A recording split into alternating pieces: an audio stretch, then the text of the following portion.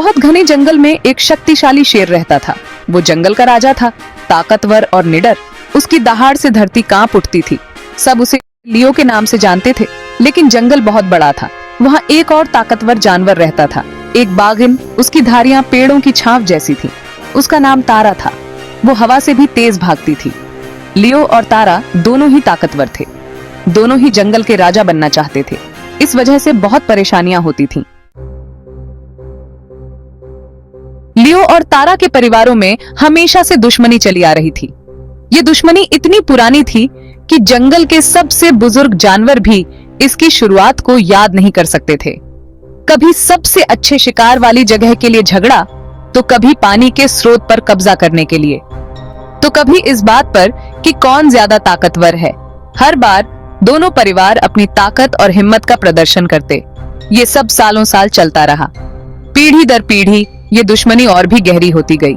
एक दिन लियो अपनी जोरदार दहाड़ से सबको इम्प्रेस कर रहा था। उसकी दहाड़ इतनी तेज थी कि जंगल के कोने कोने में गूंज रही थी। उसे लग रहा था कि वो जंगल में सबसे ज्यादा तेज दहाड़ सकता है। उसकी दहाड़ से बाकी जानवर डर के मारे छुप गए थे। तभी तारा ने उससे भी ज्यादा जोर से दहाड़ लगाई। उसकी दहाड़ ने लियो की दहाड़ को मात दे दी। लियो गुस्से से भर गया। उसकी आंखों में गुस्से की लपटें साफ दिखाई दे रही थीं। मैं इस जंगल का राजा हूं, लियो चीखा। उसकी आवाज में गुस्सा और अहंकार दोनों थे। उसकी आवाज पेड़ों में गूंज उठी। ऐसा लग रहा था जैसे पूरा जंगल उसकी बात सुन रहा हो। ये तो हम देखेंगे, तारा ने दहाड़ते हुए कहा। उसकी आवाज में चुनौती और आत्मविश्वास था। उसकी आंखें गुस्से से लाल हो रही थीं। तारा की आंखों में एक अजीब सी चमक थी, जैसे वो किसी भी कीमत पर हार मानने को तैयार नहीं था। अब उनकी दुश्मनी और भी बढ़ने वाली थी। ये टकराव सिर्फ एक शुरुआत थी। आगे और भी कई मुकाबले होने वाले थे। जंगल के बाकी जानवर भी इस दुश्मनी को लेकर चिंतित थे, क्योंकि इसका असर पूरे जंगल पर पड़ने वाला था। एक दिन बहुत गर्मी में एक स्वादिष्ट सी खुशबू हवा में फैल गई। ये एक हिरण की खुशबू थी, जो एक शिकारी के जाल में फंस गया था। लियो और तारा दोनों ने ही यह खुशबू सूंघ ली। वो दोनों ही भागते हुए उस खुशबू की तरफ गए, खाने के लिए तैयार। वो दोनों एक ही समय पर जाल के पास पहुंचे। ये मेरा है, लियो दहाड़ा। मैंने इसे पहले देखा था, तारा ने कहा। उन्हें यकीन नहीं हो रहा था। वो दोनों फिर से बहस करने लगे। लियो ने तारा पर हमला कर दिया। तारा बचते हुए अपने नुकीले पंजों से लियो पर वार करने लगी। ये बहुत ही जबरदस्त लड़ाई थी। जमीन कांपने लगी। बाकी सारे जानवर डर के मारे छुप गए। कोई भी देखने की हिम्मत नहीं कर रहा था। पक्षी डर के मारे उड़ गए और बंदर पेड़ों पर चढ़ गए। लियो और तारा की लड़ाई इतनी भयंकर थी कि धूल उड़ने लगी। हिरण अभी भी जाल में फंसा हुआ था और अब और भी जोर से संघर्ष कर रहा था। लड़ाई के दौरान दोनों ही घायल हो गए थे। उनके फर पर खून के धब्बे थे। जंगल में अंधेरा छाने लगा और सूरज ढलने लगा। लियो और तारा दोनों ही थक चुके थे और हाँफ रहे थे। इसी बीच हिरण ने आखिरकार खुद को जाल से छुड़ा लिया और भाग गया। लियो और तारा ने एक दूसरे को देखा और महसूस किया कि हिरण भाग चुका है।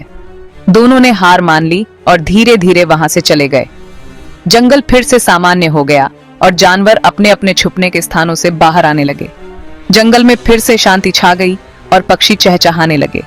लियो और तारा अब आराम कर रहे थे और सोच रहे थे कि अगली बार क्या होगा। सूरज पूरी तरह से ढल चुका था और जंगल में रात हो गई थी। आसमान में तारे चमक रहे थे और चांदनी पेड़ों के बीच से छन रही थी। जंगल के जानवर सो रहे थे और जंगल में एक शांत रात थी। लड़ाई बहुत देर तक चलती रही। लियो और तारा एक दूसरे से लड़ने में इतने मग्न थे कि उन्हें आसपास का कुछ होश ही नहीं रहा। उन्हें यह नहीं दिखा कि शिकारी वापस आ रहे हैं। शिकारी अपना जाल चेक करने के लिए वापस आए थे। उन्हें एक शेर और बाघिन को लड़ते हुए देखकर बहुत हैरानी हुई, लेकिन वो खुश भी थे और जानवर फंसाने को मिल गए। चुपके से शिकारियों ने एक और बड़ा सा जाल बिछाया। उन्होंने हिरण को चारा बनाकर रखा। वो सही मौके का इंतजार करने लगे। भाग 5 फंस गए। लियो ने फिर से तारा पर हमला किया। वो चूक गया और लड़खड़ाते हुए आगे की तरफ शिकारियों के जाल में जा गिरा। जाल ऊपर उठ गया और लियो उसमें फंस गया। हाँ हाँ हाँ, तारा दहाड़ी। अब बताओ सबसे ताकतवर कौन है? लेकिन इससे पहले कि तारा अपनी जीत का जश्न मना पाती, शिकारियों ने एक और जाल फेंका। इस बार तारा फंस गई। वो रस्सियों से छूटने की कोशिश करने लगी, लेकिन कोई फायदा नहीं हुआ। लियो और तारा दोनों ही फंस चुके थे। शिकारी बहुत खुश थे। उन्होंने जंगल के सबसे ताकतवर जानवरों को पकड़ लिया था।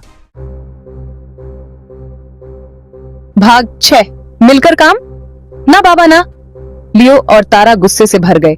इंसानों ने उन्हें चकमा दे दिया था। वो एक दूसरे पर पहले से भी ज्यादा गुस्सा थे। ये सब तुम्हारी वजह से हुआ। लियो दहाड़ा, अगर तुम बीच में न आते तो मैं जाल देख लेता। मेरी वजह से? तारा ने फुंकारते हुए कहा। तुम दिखावा करने में इतने मग्न थे कि तुम्हें शिकारी दिखाई ही नहीं दिए। वो दोनों एक दूसरे पर दहाड़ने और बड़बड़ाने लगे। वो दोनों जाल की रस्सियों को खींचने लगे, लेकिन कोई फायदा नहीं हुआ। वो फंस चुके थे।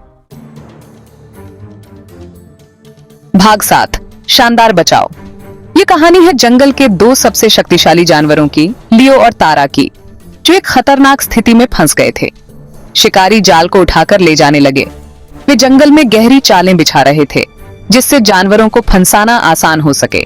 लियो और तारा जानते थे कि उन्हें यहाँ से भागना होगा, और वो भी जल्दी। शिकारी उनके बहुत करीब थे और समय तेजी से निकल रहा था। लेकिन वो ऐसा कैसे करते जब वो बंधे हुए थे? उनके पास समय कम था और शिकारी उनके पास आ रहे थे।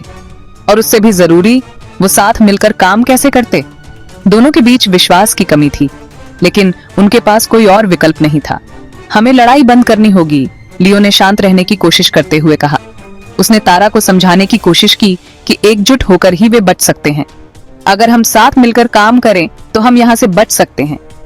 लियो ने तारा को समझाया कि कैसे वे अपने बल और चतुराई का उपयोग कर सकते हैं। तारा ने गुस्से से लियो की तरफ दिखा।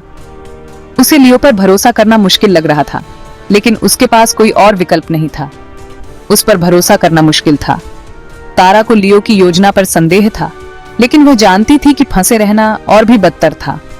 लेकिन फंसे रहना उससे भी बदतर था। दोनों ने महसूस किया कि अगर वे एकजुट नहीं हुए तो उनकी मुक्ति असंभव थी। ठीक है, उसने कहा। क्या प्लान है? तारा ने लियो से पूछा। उसकी आवाज में थोड़ी सी उम्मीद और बहुत सारा संदेह था। लियो ने अपना प्लान तारा को बताया। उसने ध्यान से सुना। लियो ने विस्तार से समझाया कि कैसे वे शिकारी के जाल से बच सकते हैं। ये बहुत मुश्किल था, लेकिन शायद काम कर सकता था। दोनों ने मिलकर योजना बनाई और अपने साहस को इकट्ठा किया। अब उनके सामने एक कठिन रास्ता था, लेकिन वे जानते थे कि एकजुट होकर वे इसे पार कर सकते हैं। भाग 8, एक कॉमन दुश्मन।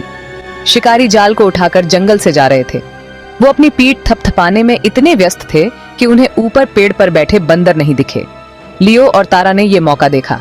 अभी लियो दहाड़ा। लियो और तारा दोनों ने एक साथ दहाड़ लगाई। ये इतनी जोरदार और डरावनी दहाड़ थी जैसी जंगल में पहले कभी नहीं सुनी गई थी। बंदर डर गए। वो आम और नारियल नीचे फेंकने लगे, सीधा शिकारियों के सिर पर। भाग 9, दोस्ती की नई शुरुआत। शिकारी हैरान और परेशान हो गए। उन्होंने जाल गिरा दिए और भाग गए। लियो और तारा आजाद हो गए थे। उन्होंने एक दूसरे को देखा। पहली बार उन्होंने एक दूसरे पर गुस्सा नहीं दिखाया। वो दोनों हंसने लगे। उन्होंने कर दिखाया था, हमारी जोड़ी अच्छी है, लियो ने मुस्कुराते हुए कहा। बुरा नहीं, एक शेर के लिए, तारा ने हंसते हुए कहा। उन्होंने बाकी का दिन जाल से खुद को आजाद करवाने में बिताया। उन्होंने अपने इस साहसिक काम के बारे में बातें की और हंसी मजाक किया।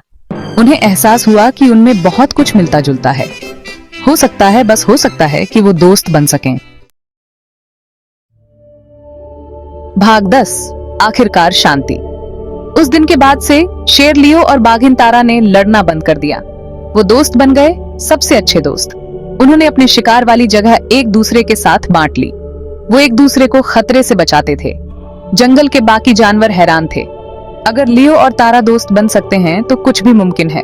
जंगल एक शांत जगह बन गया, जहां हंसी खुशी और दोस्ती थी। और ये सब एक दहाड़ और एक प्लान